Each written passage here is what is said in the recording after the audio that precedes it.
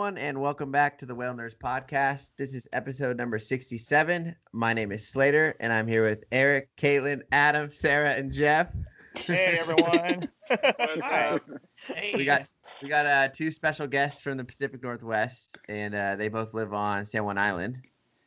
So we've been having a lot of topics that have been coming up about the regulations up there. So we wanted to have two of the smartest people we know up there on the podcast. Yeah, thanks so much for joining us. We're really excited to hear from people up in the Pacific Northwest. Yeah, happy to join. Thanks for the invite. Yeah, thanks for the invite. Happy to be here. Thanks, guys. Thanks for showing So, up. before we get launched into our what I'm sure is going to be interesting discussion, I do want to just take a minute to talk about a couple events that we've been kind of putting out to people, just to remind you registration is still open for all of these things. The ACS conference is virtual and it's coming up on January 30th. So by the time this episode comes out, it'll be just a few days away from the event. I'm sure you'll still be able to register online, and it is free. So definitely check that out. And there may be a possibility of being able to access some of that content after the live event, but they don't have any details out on that yet. But I did ask about that for people that can't attend that day, including myself. So it's mostly selfish motivations as to ask about it, but I'll share what I got with you. And then Monterey Whale Fest actually is also virtual, and they usually have a pretty good pool of speakers. It's a 3-night event. It's January 26th through the 29th, and everything's on MontereyWharf.com, I believe. I'll share the link on our social media, so you can check out any of the speakers you're interested for that. And then again, Whale Tales Conference is Valentine's Day weekend, and registration for that one is $60 for the pre-registration, or like the early bird special, and all of the keynote talks will be available for 30 days after the event. And it's a really big list of speakers, which would be pretty cool. So more than just like Maui folks, I think would be interested in it. And so if you want to sign up for any of those, do it. I did it yesterday. I feel so accomplished. It's amazing how fast all these events have turned virtual. Yeah. Yep. Yeah, and some of them are smaller versions than what they maybe were in person, but some of them are bigger. Like Whale Tales is a way bigger event than it is normally in person, which is really cool. So it's much easier too to have a worldwide audience, Yeah, for sure. Like Whale Tales, they have a guy speaking from Russia, which is exciting because you don't usually get to hear about their humpbacks over there, but like we're getting Russian humpbacks in Maui, so that'll be exciting to hear about. The one bummer is you don't get to socialize like at all conferences. Like, yeah. Some of us only see each other like during those events, which sucks. Yeah, that's true. Yeah, and the whale watching companies that usually have trips, in the area are missing out on having all those people too. Yeah, right. Whale Tales usually has like a whole week worth of trips, and they have like celebrity naturalists and photographers come out and stuff. And so, that's a tough one, but it's all right. We're adapting. We're trying to make it work. Yeah. So, okay. Are we ready to launch into our Pacific Northwest? Yeah. Debacle. We've been talking about. I want to hear about. It's a good word.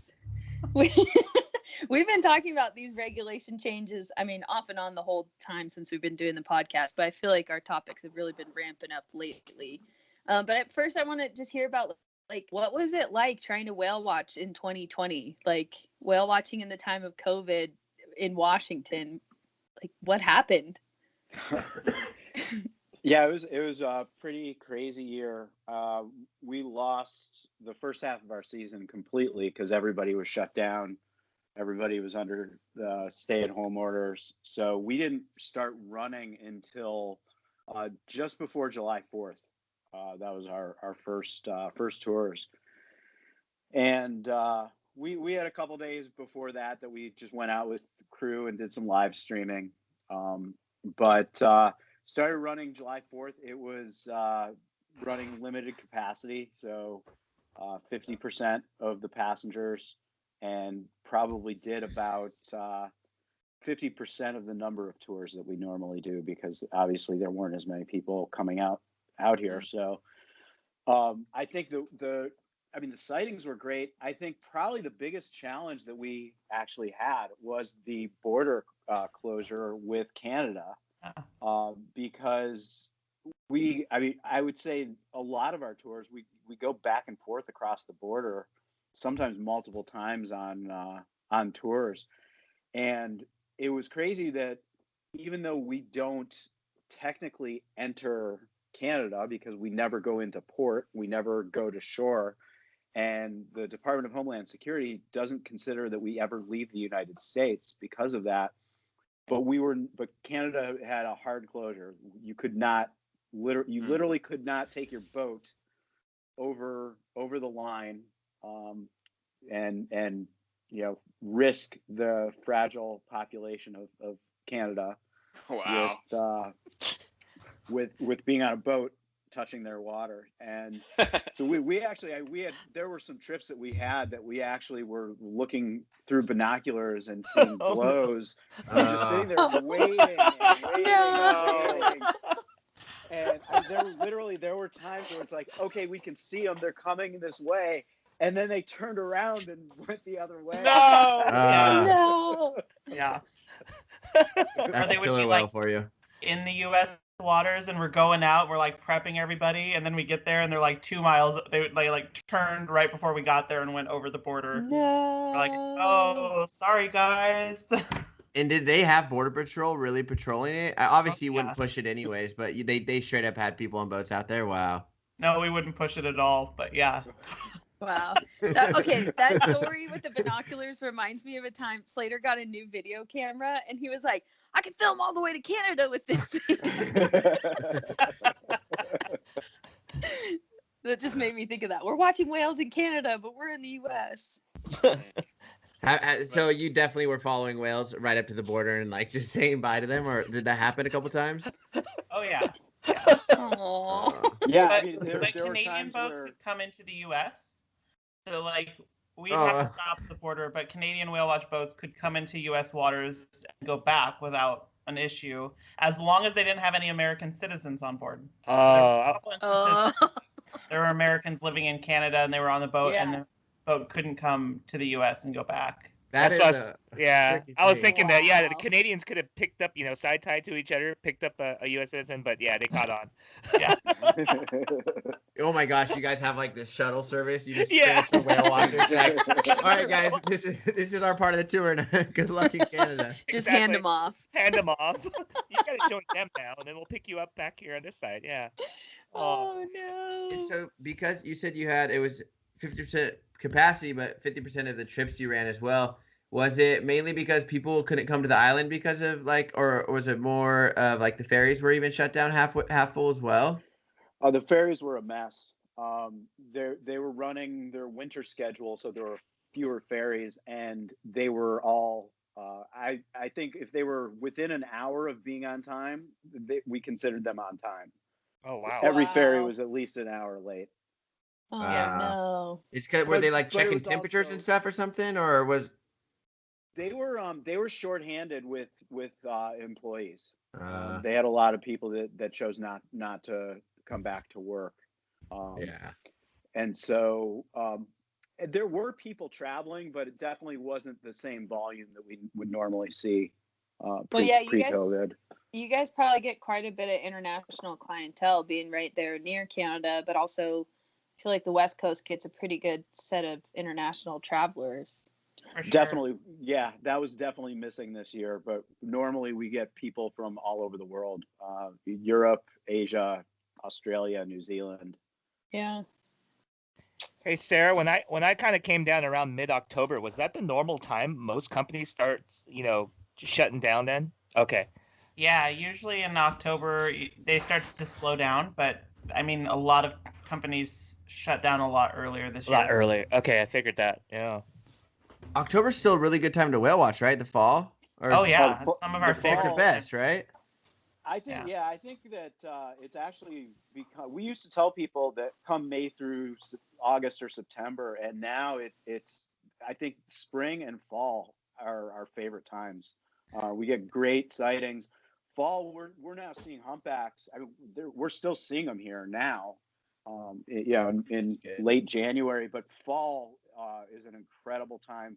Get a lot of big killer whale sightings, and we will have some days where we get big aggregations of humpbacks.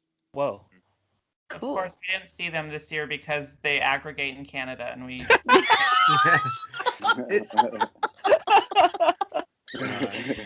Oh my god. I was lucky this year. There was one trip that I was able to do. It was one of our all-day tours, and there was an aggregation of about 50 humpbacks on the U.S. side of the border. Wow, so 50. Yeah. That's a lot for this. So like Race Rocks, right? It's in the Strait of Juan Fuca. Yes. So Yes. are you guys? Because you can go. I mean, the border kind of goes out the middle of that, right? So you guys can stay along that and hopefully have whales on that side. Yeah. That's where I was. I was on the U.S. side in the Strait of Juan Fuca with the humpback aggregation. So would you say all of 2020 there was quite a bit less boat traffic in general? No cruise ships, less ferries, less boats in general? Well, not less cruise ships, no cruise ships in Canada. Like there was zero cruise activity. But as far as private boaters go, like that was exponentially more. Like boat sales were so much higher. Yep. So many more private boaters around. It was incredible. Everyone bought an RV or a boat during quarantine. Yeah. That could afford one. Yeah. So you guys weren't out nearly as often, but I remember seeing in the late spring a report that there was hardly any southern resident sightings. So I'm just wondering if you have any thoughts on, especially when it comes to the type of boat traffic shift and then still having dismal sightings of southern residents. Like, were they around and we just weren't out to see them, or do you think they just didn't come into the sound? Well, they're coming in less and less every year. Yeah. But we're seeing seeing them more in certain times of the year here, like March and April. We're seeing them more, and then September. We had like a 2-week stint in July. Usually they come in right around the 4th of July as well. And J-Pod spent about 2 weeks in July here. But that if they were here, we knew about them, at least if we didn't see them. But yeah, they're just over the years as the salmon have declined, they've just been spending less and less time here. Yeah. Yeah. They've really become primarily coastal whales, especially K and L pods. Yeah. Yeah. Okay. I remember when I worked there in 2019 was like the first year they hadn't been seen in like the whole month of June. Was there any sightings in June this year? Same sort of deal. Okay. Yeah, I think there was nothing in May, nothing in June. Gotcha. Yeah, that's when I saw the report. There was only like 2 or 3 sightings, not of all 3 pods in like March and April, nothing in June, and people were starting to get worried, even though there was no whale watching. Yeah. September was the first time we saw all 3. Like we had a super pod in September. And it was a legit super pod too, right? It was like all 3. Yeah, on the 5th. Yep.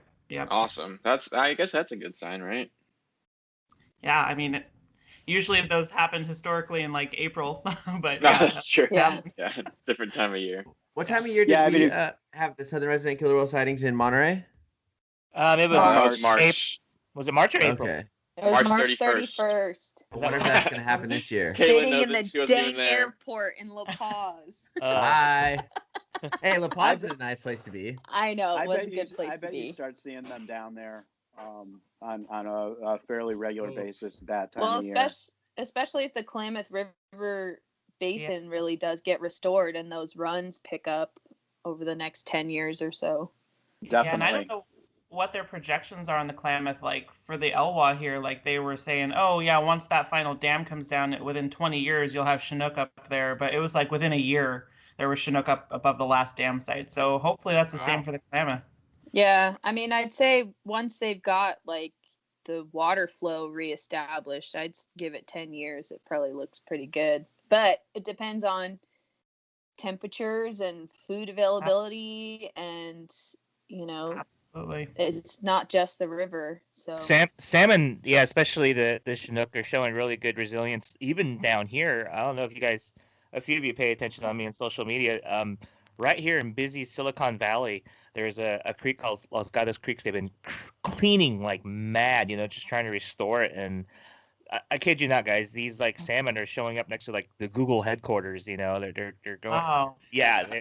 So they're That's showing up awesome. in like the busiest places in the world, and they're making a comeback, and I think they're pretty tough fish. So we're seeing signs even down here, in a place you don't expect to see much salmon of them coming back. Yeah, it just speaks to like how much we can do for them. Like if you give them an inch, they'll take a mile. We just need to like give them that. Yeah, Just gotta exactly. start, get it going. Yeah.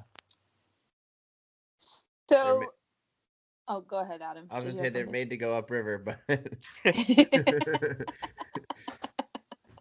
Well, hopefully we'll see some things, at least with the Klamath Basin change.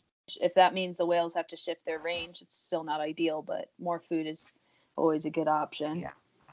Yeah, I mean they'll do that. We're already seeing how much they're shifting, where they're going at different times of year. So they're if the food's there, they're gonna find it. Yeah. So let's talk a little bit about the new regulations. Are they in effect, or is it still being hashed out? Some of them are in effect now, and then they will be progressively going into effect over the next few months. Okay. So you can only watch killer whales during southern resident killer whales during certain times of day? Is that what's going on? Yeah, it's just for southern residents, and it's a very complicated system that they've set up, and it's actually, I think the ones who are going to be harmed the most from this system are the southern residents. But it's just a few months out of the year and certain hours of the day that you can view southern residents. And it's going to be interesting because we're seeing them so few times now, and that I really don't know how much it's going to impact us on from our standpoint of what we see out there. I mean, we're seeing big killer whales way more than we're seeing southern residents. And so, I don't know that it's going to impact us as much as it's going to impact them. We're going to lose a lot of the data that we collect, a lot of the presence data, the sightings data. And Sarah mentioned the huge increase in recreational boaters. One of the most important things that the southern residents are going to lose is the ability of having somebody with them that can warn other boats to their presence. Mm-hmm. We've all been out on the water, and we know if you're out there on a recreational boat and you're just going from point A to point B, not only are you not looking for whales, but they're really hard to see. And if you're not looking for them and you don't know what you're looking for, they're really hard to see until you're right on top of them. And especially up there with the backgrounds and stuff. I mean, yeah. Well, and that's the advantage of whale watch companies there. You have 7 boats lined up or whatever. You have a multitude of boats lined up watching whales. That kind of gives you a good indication, like, hey, there might be whales in the area. And even when I was there, like, we would constantly just have to either hail vessels down or honk at them or try to even put yourself in between them and whales to really get them to stop. Because if you don't do that, then they run straight through them, and it's just so frustrating. Yeah, exactly. And that's defeating. That's actually going against what the regulations are trying to do. Exactly. So do the regulations only apply to whale watching, or are they expecting to have this level of compliance with private boats as well? They only apply to commercial whale watching boats. So say I rented a boat for myself. Yeah. I could watch the southern residents from the regulated distance whenever I want. Yep. Correct. It's only the professionals who have the experience and education and know what they're doing that are limited here. Okay. So next time any of us go out with Sarah, we're not going to see you anymore. No, we're just friends. Right. Not passengers. We're friends. Well, but then so that's my other question. If you go out without paying passengers on board, are you still deemed a commercial whale watch because of you're registered to your business? Or it's from my understanding of the way the law is written, it is commercial whale watching is if you're paying, Yes. you're a paying passenger. And so if you're out on a boat with that where you're not a paid passenger and people aren't paying you to take them out to see southern residents, you're not commercial whale watching. Yep. So next time I go out with Sarah and Jeff, I'm just giving them a donation, or I'm just helping out with gas. Yeah, It- exactly. Yeah, I mean it really. I'm just gonna sell you a really expensive cup of coffee. I know. Buy 2 T-shirts. It just shows how archaic these rules are, and how there are so many blurry lines, and this just was rammed through and not very well thought of, and it just there's very little about this that makes sense. Yeah. So It's just like the in paper. addition to the time frames, is there also an increased distance, or is that still the same from the previous changes? The distance is the same, Okay. so there's Is no there, change like, in no- distance. No viewing zones or something? I thought I saw something about like. Well, there's on the west side of San Juan Island, there's a no-go zone, but that's something that we've been voluntarily doing for, I think, probably about 15 years. Mhm. It's a quarter mile offshore, where Right at Lime Kiln. Yeah, and half a mile at Lime Kiln, a quarter mile on the west side. And we've been doing that for way before I even got involved in this. And so that's something they decided, oh, since you're already doing that anyways, we'll add that. Why not add? We'll that to write the it down. regulations too? Yeah. And then is there some sort of like permitting system or limitation on number of boats that can view the southern residents during those time frames, or? There's a limit of three commercial vessels Okay. during those times. And do you guys all know each other when you're commercial vessels? We do. We're a really tight group, but we have a really collaborative association. There are just under 30 companies in the region, and the companies that are part of the association, we actually cover about 5,000 square miles. We go all the way down to South Puget Sound and then all the way up to Nanaimo. And so there are companies that are in the association that we communicate with and coordinate with that we actually never even see on the water. So we're pretty collaborative. So we are anticipating we'll be able to coordinate that limit.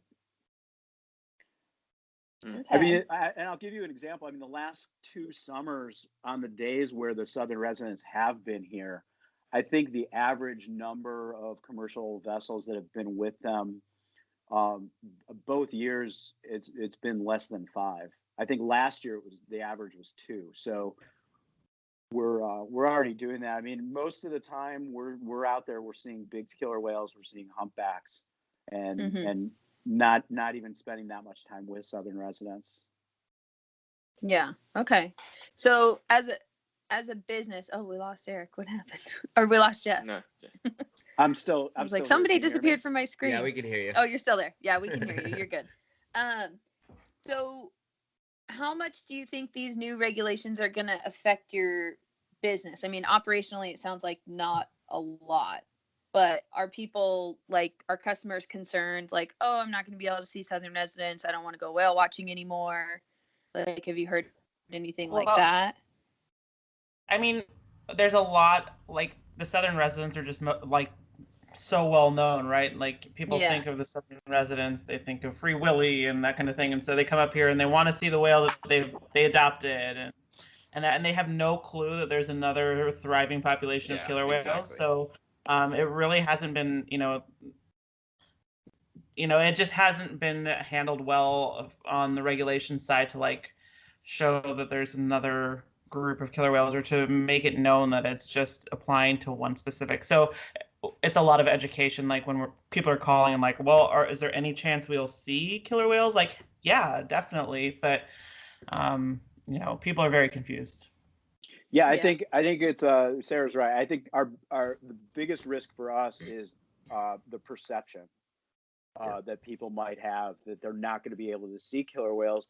And part of that, I mean, they did a terrible job of communicating what this was about, but we also haven't done a good enough job of educating the public beyond the people that come out with us of how vibrant and how robust the population of big killer whales are in this area, and how, I mean, they're in this we're almost 10 years into this prolific baby boom with an incredibly high survival rate of calves. And I mean, I've been talking to people, and I think they're arguably the fastest growing population of killer whales on Earth. Gotta be. Yeah. And I mean, they're they're over growing like 600, right? Yeah, or close to it, like between 550 and 600, I'd say. And I Crazy. think when I was there, it was 450 or something. I think they're increasing like 3 to 4% a year. Wow. Yeah. That's incredible. And the calf survival rate is, Yeah. I think in the last 8 or 9 years, it's over 90%. Yeah. Wow. That's incredible. Better than humans. Yeah. Yeah. Awesome. Well, 90's really high. When you look at, moms like Artemis or T65A, and she has, I think, she has 5 kids now, and it's just like 6 kids. It's just pretty incredible. Well, and they eat so high in the food chain, having that calf survivorship is pretty impressive because the pollutant load is pretty high. Yeah.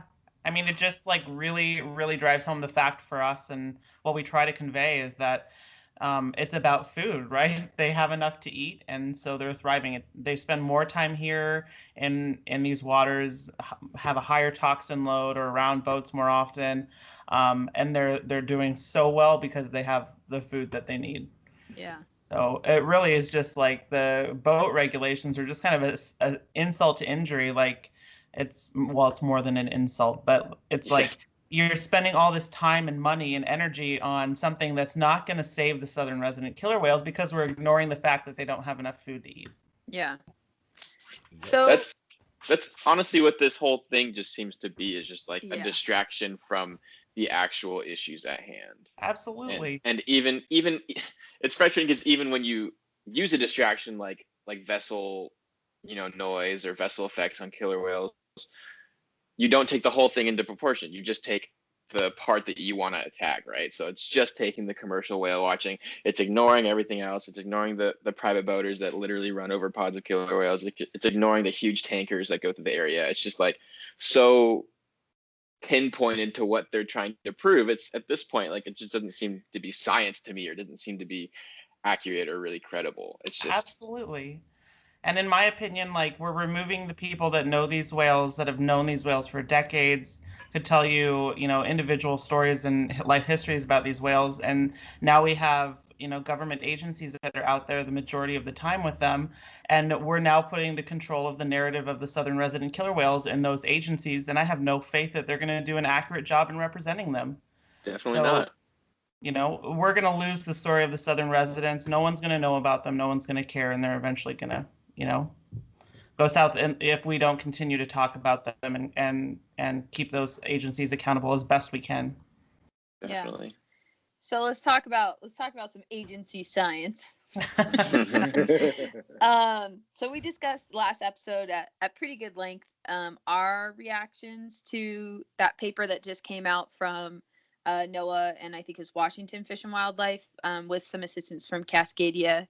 But the data was all collected from like 2010 to 2014. I'm sure you guys read the paper as well. It was like vessel disturbance and foraging behavior in southern residents. What do you think of that? Go ahead, Jeff. Okay. Sit down. So I want to go through the paper again in more detail, but my takeaway is that the data they use, it's pretty limited data that they used. Yep. And one of the big questions I have on it, there's no control for this, right? There's no control group. So they're saying that females are diving less in the presence of vessels. They don't break down the types of vessels that they're talking about. Yep. Yep. And so when I say there's no control, could it also be that the females aren't diving as deep when they're wearing a freaking tag on them? Mm-hmm. That's exactly what we all said. I literally, We were all I so called mad at Caitlin and, that. Or maybe the females don't dive as deep after they've been chased around at close range by a speedboat that's prodding them with a pole trying to get a tag on them, and maybe for the next 30 minutes to 5 hours they're not going to dive as deep. And you know they know that the tag is on them. They're very smart animals. Like very tactile, very sensitive. Yeah. And I was there my first time up there with you guys. We were watching them chase around I forget the one who just lost her calf, and they chased her around for like 40 minutes and they finally got a tag on her. And it was like, "Oh my god." Like the paper is really funny too because it says after 5 minutes of tag deployment, they went back to their regular cycles, and you're like, really? You're gonna forget? 5 minutes? But then you're saying the cycles aren't regular because they're not diving as long. Yeah. And I don't know how they can like accurately describe what their cycles are beneath the water without having a tag on them. So yeah. So my other based off question only was one animal with a tag on it, right? Yeah, my other question was for the females, there was no distinction of like were they babysitting, are they lactating? Because that also affects their dive times. I mean, you look at other cetaceans like sperm whales, they babysit the kids at the surface while the other adults are foraging, and they take turns so that they all have time to forage. So your females are your main babysitters, and they're not always going to be doing those foraging dives when the rest of the group is. So like there was no data about that. Like, was that killer whale in charge of a calf when you put the tag on them? Because they may not be diving as far because they got to keep track of that little whale. And I think we all know, like we've been out with whales that have been foraging and how erratic they are and how long their dives can be and how they can come up half a mile or a mile away. Like it's much easier to apply a tag to a whale that's not doing deep dives, that's potentially babysitting or engaged in a different behavior. And then it's not like, to my knowledge, that they do a focal follow on that whale for the entire duration that the tag is on. Maybe sometimes they do. I really don't know. But the whales can change behavior. Maybe they're foraging when they apply the tag, but maybe they just stop foraging. Yeah, this paper sounded like they did focal follows not only of the tagged animal, but also all the vessels around them. But then they identified themselves as the research vessel as mimicking the behavior of whale watch vessels at the time, which is when they were allowed to be closer. How do you mimic a behavior when you're 250 or 300 yards closer than everybody else is? Right. Yeah. So that was also kind of confusing about the caveats they put on their data collection. It's also old data. Some of this data is from before the regulations went to 200 yards. Yeah, some of this data is 11 years old. Yeah, and now one of the things that we were talking about in the licensing process was, and this paper is now obscuring this even further. The rules changed in 2019, moving it from 200 yards to 300 yards and setting speed limits when you're within a half a mile, combined with the fact that we don't have that many boats viewing them when they are here. And we have zero research done on what's changed for underwater sound since before the 200-yard distance was put in place. Mm-hmm. We don't even have data or studies that show what's happened since it went to 200, let alone 300, slow speeds, reduced number of vessels. Yeah. We just keep going back to the same science that was done in the early 2000s.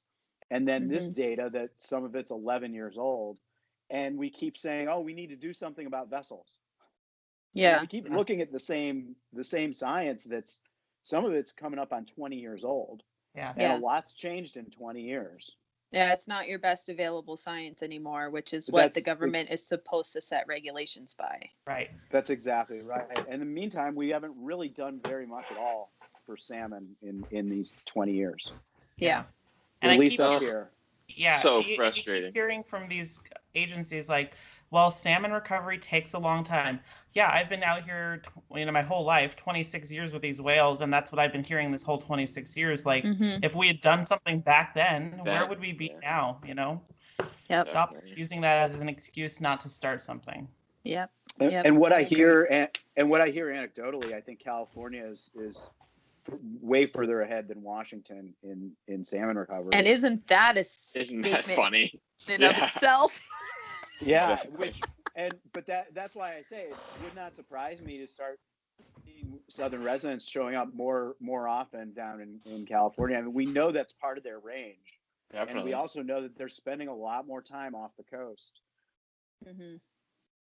Yeah. So another article that we talked about that was a lot of folks' reaction in the industry in the Pacific Northwest about the new regulations was talking a lot about the sentinel actions of whale watch boats and the research that's coming off the whale watch boats. And so we kind of got into a discussion last episode about so how do you balance all of it, right? Like there is some disturbance obviously from vessels. It's not, I don't think, the leading cause by any means ever about issues with Southern residents, but you have some level of disturbance. You're using fossil fuels, but you're also educating the public, inspiring your next generation of conservationists. You guys are the ones at the town halls facilitating petitions, making people aware of the changes and regulations and the issues. You're also submitting research data for free for your trips, giving them to the people that are doing work on these animals. So if you're trying to balance the sheet, I feel like whale watching is always going to come out as a positive activity in regards to these whales. I don't know if you guys have thoughts on that. Yeah, and I think we're looking to it, we have a lot of newer boats on the water. The fleet has really kind of changed over the last 5 years, 10 years, and they're more environmentally friendly. Of course, a boat is always going to have some impact, right?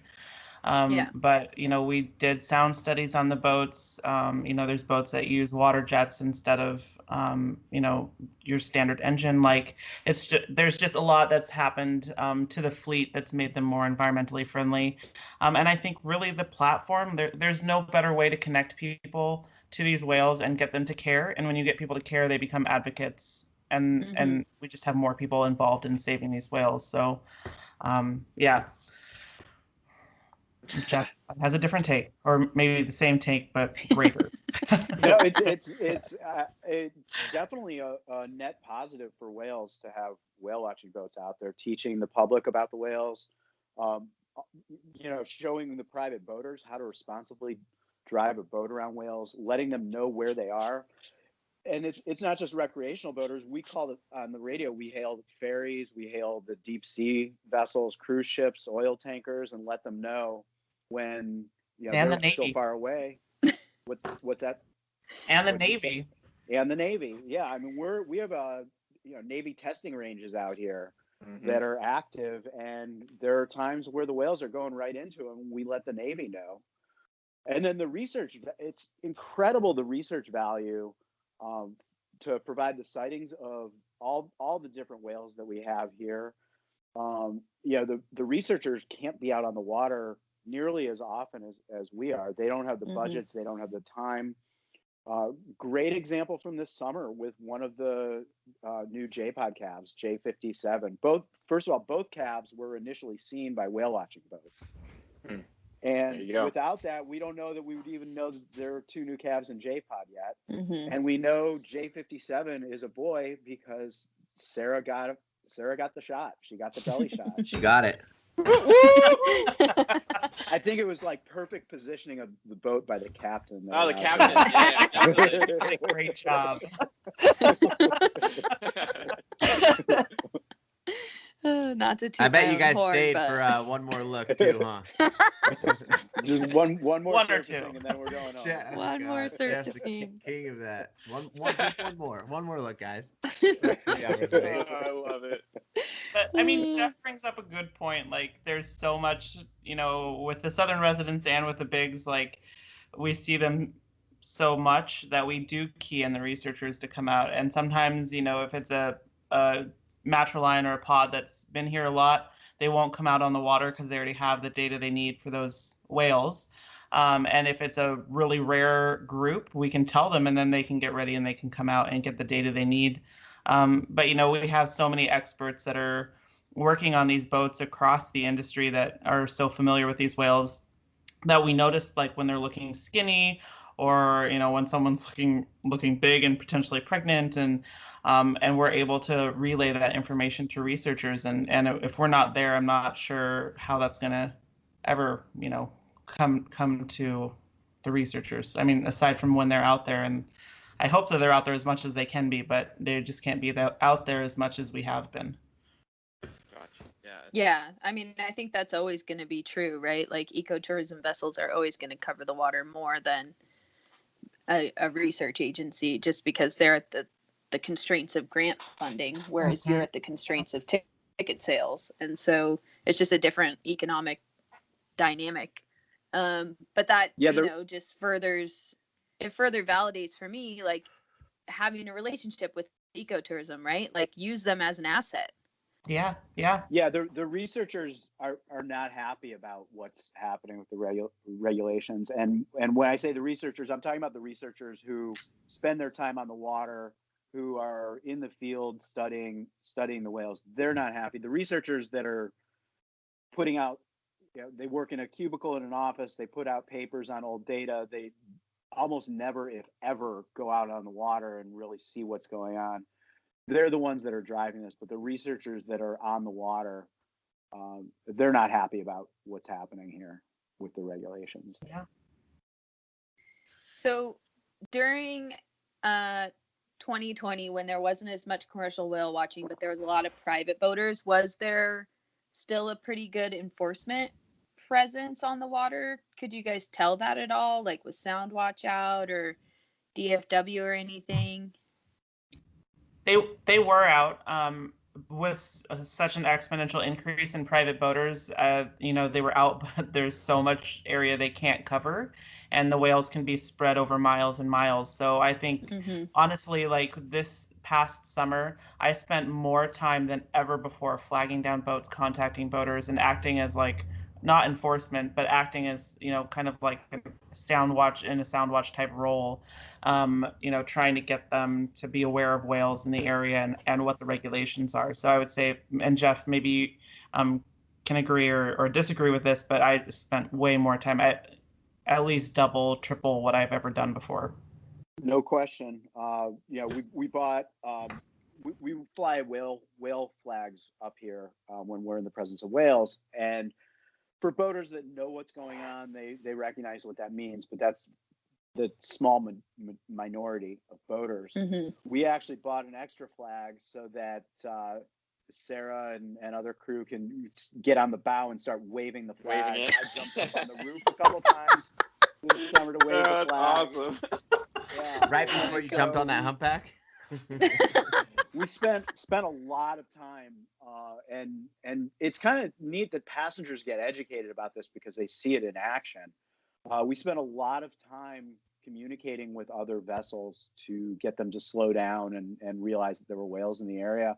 And there was enforcement on the water. Sound Watch was out there as well, but there are so many different areas we go to with multiple groups of whales, and all of the enforcement agencies are so underfunded. And for like the Department of Fish and Wildlife, enforcing whale watching regulations is just one small part of what they do. So it's not like they're even out there every day doing this. So we really are the last line of defense in a lot of ways for the whales. And it was crazy this summer how often we were doing that, especially in high traffic areas.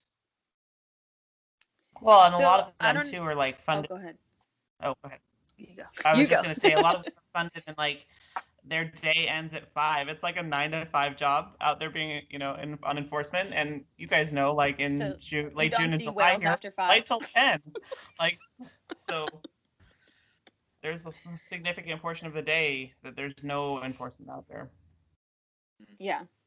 I lost my train of thought. Oh, I want to go back to the whale watch flags.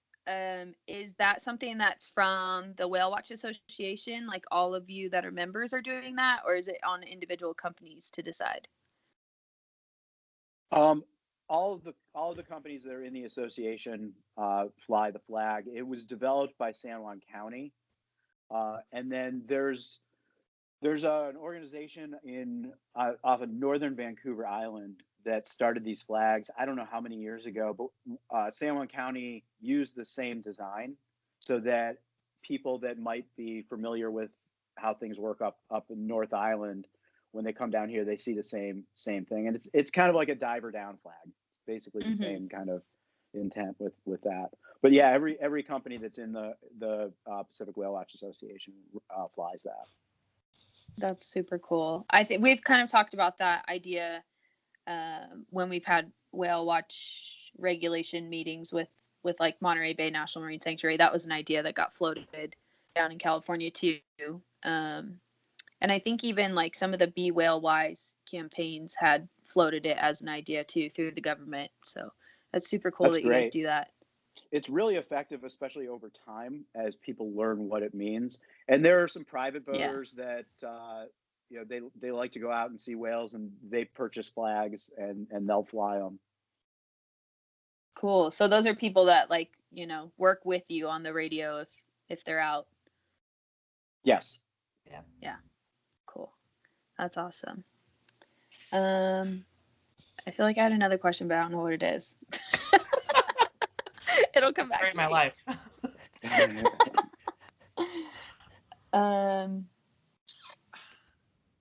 So what does it look like for you guys this year? Like moving forward, like what's next? Just keep watching humpbacks and big killer whales and go for it. Yeah, I'm excited to see to get out there and see how many new big killer whale babies we were born over the winter, and see some of the more recent calves as they get older. And it's always one of the most exciting things that's been happening here in the last few years is seeing our regular humpbacks coming back, and been getting lots of calves the last few years. So seeing the calves as well. That's every year we're getting more and more. They're bringing their friends too, and so it's I'm excited for that this year. I'm over winter. Well, a year ago today we were in Bremer Bay, Jeff. Oh.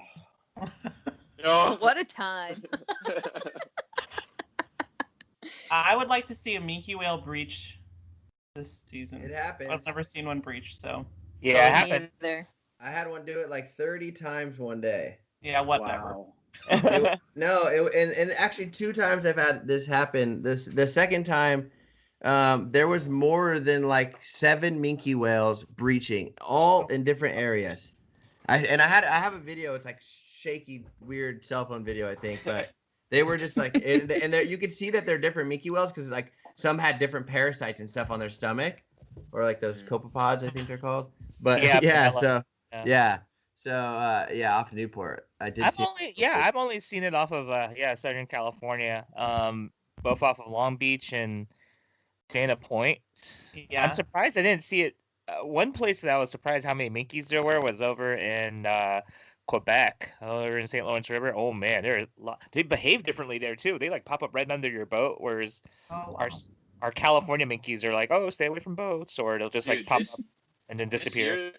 This year in Santa Barbara, the minke whales were like on another level. Every single time we saw one, they would just like beeline it straight for our boat. They would like bow ride. They'd just hang out right next to the boat, and it's just been like this is normally like the most elusive animal on the planet. Like the one spot minke, but this year I don't know. And all up and down the coast they were really friendly. It was kind of weird.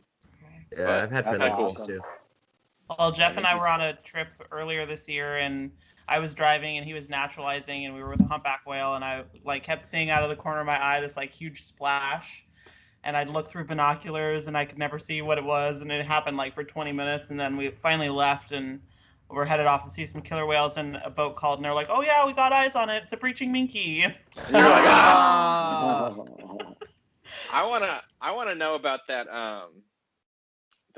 encounter you had with the bigs chasing the minke? How was that? That was crazy. God. That was one of the craziest things I think I have ever seen anywhere. Right on. I think it went around somewhere around 12 to 14 miles Yeah. that they Wow. chased. And it was two females that were in the lead. It was two moms. It was 65B and Chunk. T19. and T19. Ah. And I don't even remember how fast they were going, but it was the two moms were in the lead. And when I got there, they were probably about a quarter mile to half a mile behind, and the minke was just porpoising. Wow. And they were catching up, and at one point, I think they were just a few hundred yards behind it. And what we think happened was, so the minke led them to this bank where it's kind of our go-to spot to find minkies. Yep. And we think the minke went to Hind Bank and did like a deep dive, and the killer whales latched onto another minke. Oh.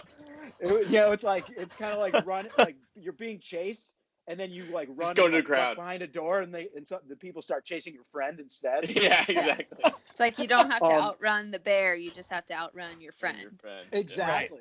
Right. And because the reason we think this is what happened was, like, once they got there, the minke started putting more distance on the killer whales.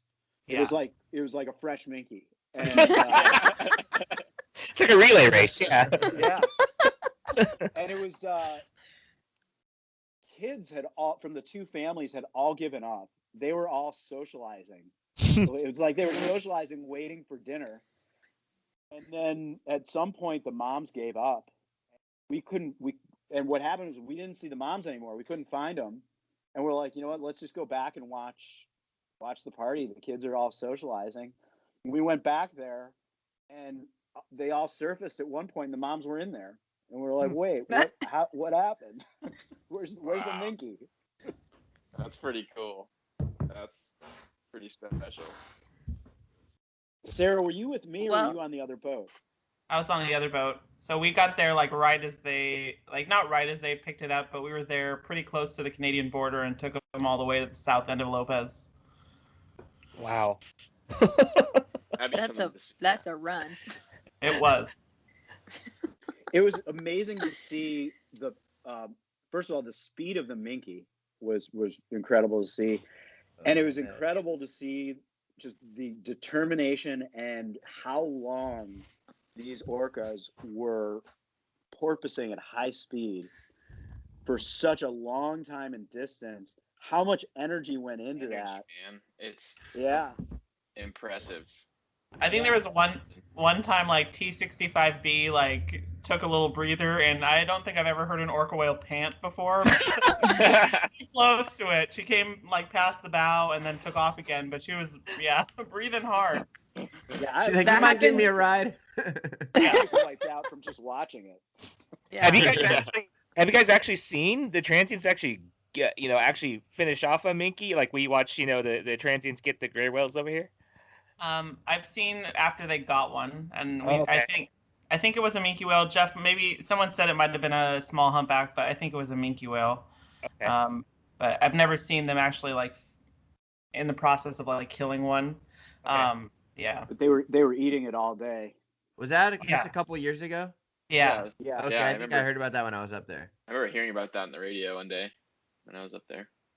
So Well, yeah, I mean, definitely they must heard- obviously be successful sometimes to be willing to chase it for 10 plus miles. Yeah, exactly. Yeah. I figured, I thought it would happen more often. Like, you always see us over here in Monterey with the shots of, RTs and the little calves. So I thought I was pretty surprised, especially with the number of T's growing for you guys. It might be a common sight soon. Yeah. My guess is that they have such easy prey with Yeah, exactly. so many harbor seals Harbor seal. that Well, it's chicken almost nuggets. like, hey, yeah. I mean, it's like they've got such easy prey here that I think it's rare, but once in a while they're like, hey, let's go after something. Yeah. Something Let's go. challenging. Let's do it. I think Dinner. on my last whole day trip I did with you guys, I'm pretty sure that we went and saw them chasing a elephant seal, but then they ended up not doing it. They ended up not pursuing it. Oh, I think it was a stellar, wasn't it? Oh, I'm sorry, Stellar. Yeah. I mean, if they can take on stellar sea lions, I think they can take on a minke whale. Yeah, Definitely. yeah, for sure. Yeah, at So least we the Stellar saw could fight like back. we had a pretty epic stellar like chase hunt earlier this year in May, what was it, early May, Jeff, with the T123s in San Juan Channel, and the sea lion was branded, so yeah. we could figure out who it was. Oh no. And he got away. Like it was an hour and a half of them like pounding this sea lion, like head butting him and tail slapping him, and finally got to shore.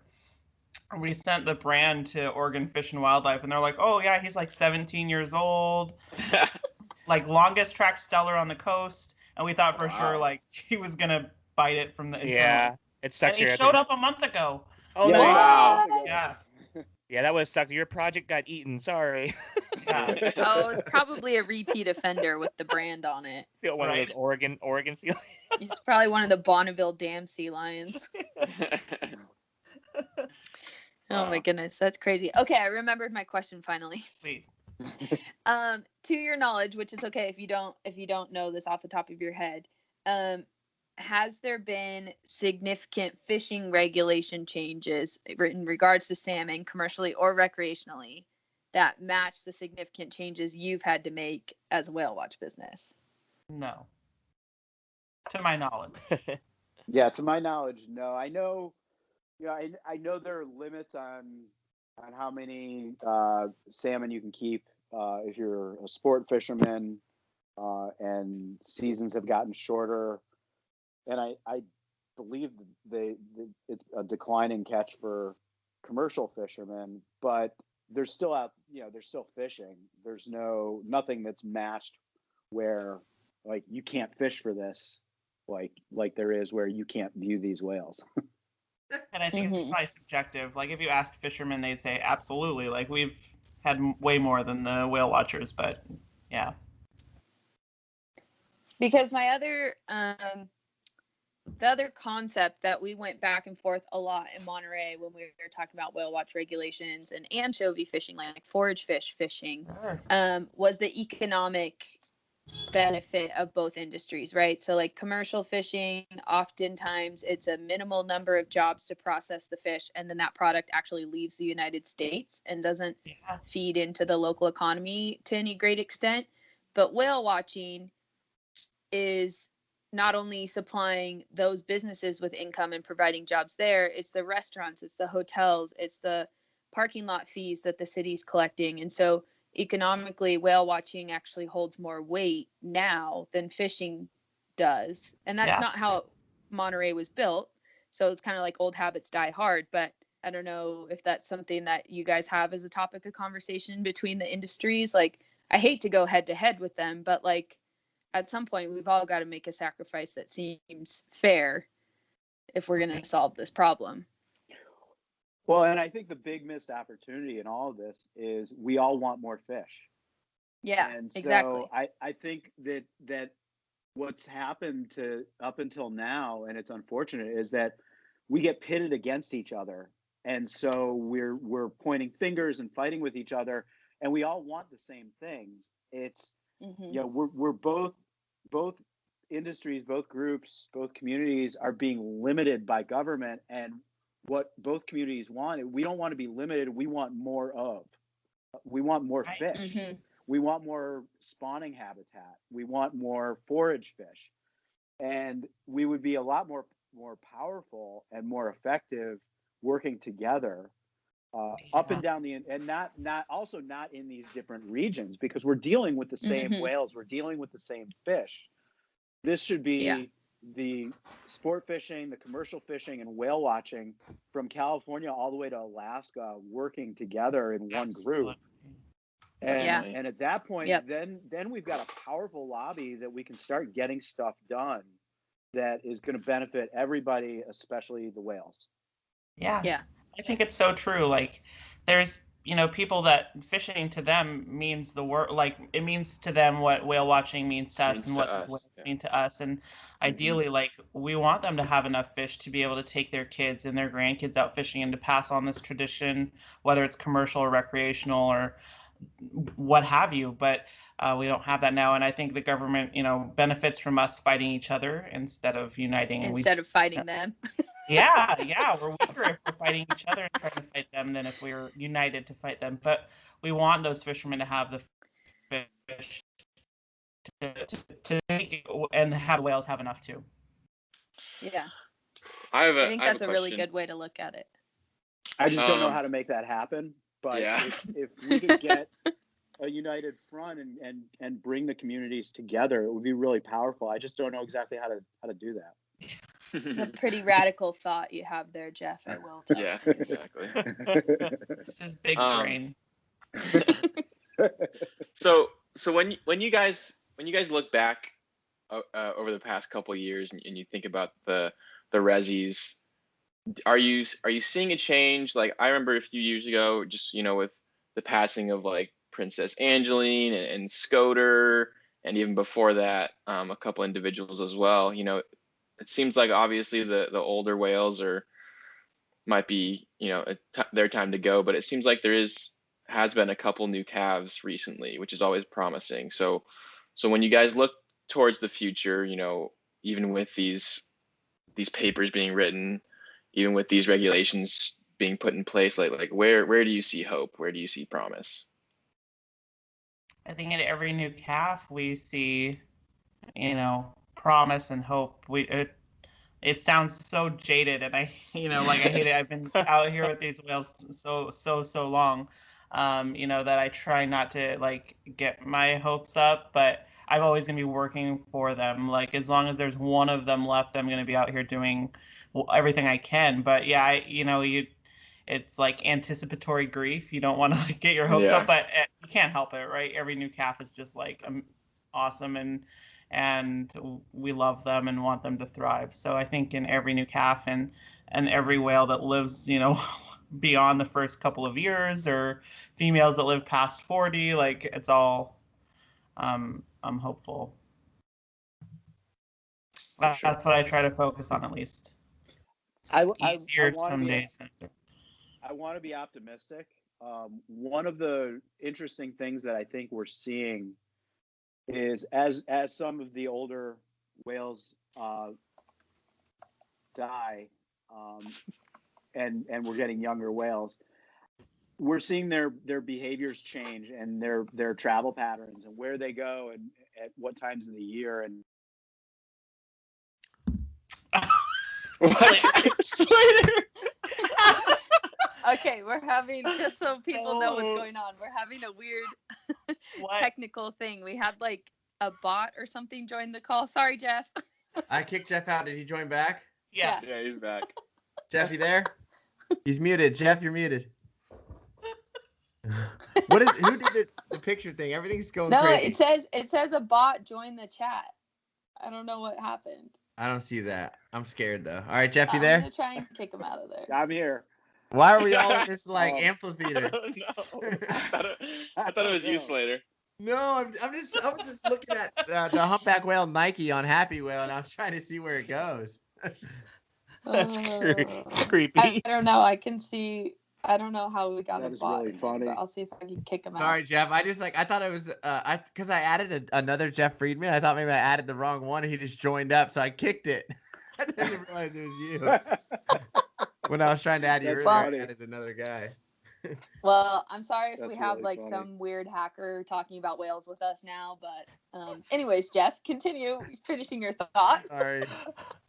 So they're spending different amounts of time in different places. Their travel patterns have changed a lot, especially since J2 passed away 3 or 4 years ago.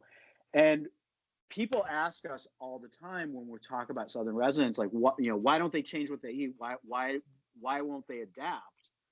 And we're seeing them adapting. They're spending more time off the coast. They're spending less time here. They're going to where food is. Hopefully they may be even expanding and eating some different fish at different times of the year. And so I'm kind of optimistic as we see the kind of the changing of the guard, that they're creating new patterns and doing new things, and they are adapting, and they're adapting in their way, and they're really smart animals, and I think that makes me optimistic for them. They spend a lot of time what's it called, the west of the Strait of Juan de Fuca, like right where the opening is. Swift, yeah, exactly. They spend a lot of time there, right? Mm-hmm. Yeah. That's where you want to go, right, Jeff? Yeah, Well, absolutely. Oh, that'd be sweet to go out there. One of the no-go zones. Or Oh, part of it it. is. Just for the southern residents, though, right? But you can see No, it's a no-go zone. crazy amounts of humpbacks out there, and they get northern residents down there too. Oh, cool. Wow. Hearing G Clan on the hydrophones out there quite a bit more. Oh, cool. Goals. Why is it a no-go zone? They say it's one of those. I mean, and Swiftsure Bank has a lot of potential to be one of those good foraging zones. But from what I hear, at least, and this is just what I hear, the area that they have of it that is the no-go zone is actually not where the whales spend their time when they're out there. Oh, that's good. Yeah. Is there a bunch of rich houses out there? Oh no, it's out in the middle. You can't see it from the Okay. shore. No, but what is out there? They're Shipping lanes and Gotcha. And military Navy test sites, Gotcha. bombing ranges. Yeah. Oh, good. It's a good place to have southern resident killer whales hang out. Yeah. And you said the northern residents come down there? They do. Yeah. But they just don't come up the strait, huh? Or in. And the Navy got approved this just recently they can do they can have more takes on southern residents now than they were able to previously. Okay, make sense. Naval exercise. Right. As long as they're not watching them, right? As long as they're not whale. Ain't no looking. Yeah, you can't look at them. You can harass them under the MMPA more than you did before, but better not look at them. Right. Don't post pictures on social media of southern residents. Oh my gosh. Ay. That's going to be a new thing. Enforcing this is going to be so hard. There are going to people be like, I wasn't looking. I was looking dead ahead. People are going to say stuff like that. Yeah, I don't think the enforcement people are the people who are actually on the water doing enforcement. I don't think this is something they're looking forward to either. I mean, this is you just made their lives a lot more difficult and confusing. Exactly. Yeah. Well, and the reporting requirements are just insane. It's the reporting requirements and the fine details of what whales you can be with and what whales you can't be with are just you can't even really enforce that because you just don't know. Yeah. Yeah, how good are the enforcement people at identifying the different ecotypes of killer whales? They're not. How many times have they called you in and and been like, "Oh, we got some big killer whales," and they end up being southern residents or vice versa? Does that ever happen? Yeah. What a crazy world, man. What a crazy. I'm world. sorry for all the complications coming your way. That does happen. This a couple of years ago, I was coming out of Snug Harbor, and Sound Watch was coming back in, and this was probably 2015, I think, and Sound Watch came up to my boat and said, "Hey, just to let you know, El-Pod's right around the corner, and they've got a new calf, and so we just we wanted to let you know, just go on in slowly and keep your distance." We get around the corner and we're from a distance. We see I don't know 5 or 6 whales, and we're watching them, and then one of them launches out of the water with a seal in its mouth. That is not El-Pod. Wow, that's awesome. Well, there you go. Yeah. See the complications you guys have to deal with on a daily basis, but well, and complicated all around, right? For no reason. Yeah. So, I mean, I'd like to think that these people have their heart in the right place, right? Like they're trying to protect a very fragile population of whales. It's just the practical side of it doesn't come through as effective. I mean, I'd like to believe that, but I think being in the inner trenches of it, we know that that's not necessarily the case. There's a lot of self-interest out there. Yeah. I think for some of these like NGOs that have been advising, quote unquote advising, they're really in it to hurt us more than to help the whales. That's just their goal. That's too bad. It just seems so ass backwards. Like what? How? Why is this the way that it is? Money. Yeah, I think there's a lot of not in my backyard approach to this. I think there's some NGOs that they're anti-whale watching here, but then they go on vacation and they're all into ecotourism activities. Exactly. Yeah. They just don't want it. They just don't want to see it where they live. Yeah. Oh my goodness. Well, I think that pretty much covers all of the questions we'd been kicking around in previous episodes. I'm really glad we were able to hear from you guys who are out there and you're experiencing it firsthand, because we can talk about it all day long, but we haven't been up there. So I really appreciate you guys sharing your knowledge and your experience over the last year especially, but with all of your time that you've spent up there. Yeah, anytime. Yeah, anytime, and would love to have you guys up here this year.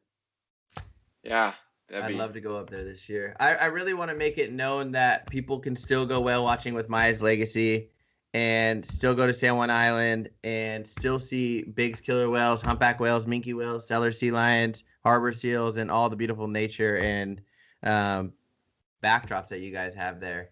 Mm-hmm. Yes. I think that's going to be the new motive, is really to push that you can still go whale watching there, because I really think it gets twisted when they just say southern resident killer whales. I don't think people have any clue that there's two different types of ecotypes up there. And so I really want to try to push that this year too, as well, to let people know they can go whale watching up there. Well, we appreciate it. Yeah. So if you made it this far in the episode, thank you for listening to our, I think it was a really good discussion. And I always want to end. Adam's hyped. I learned, in all honesty, like we talked about this paper last episode, and we were all so frustrated just simply glancing through it. But I think the knowledge that you guys have and the experience you guys have in the region really solidified what we were talking about. Mm-hmm. And it is frustrating, and it is unbelievable, to be honest. But I think that you guys do give us hope, and you guys are still out there. You're still fighting the fight, and you're still trying to take people whale watching, obviously in this crazy world with COVID and all these regulations and everything. But that's not going to stop you guys, and it sure as hell is not going to stop us. So yeah.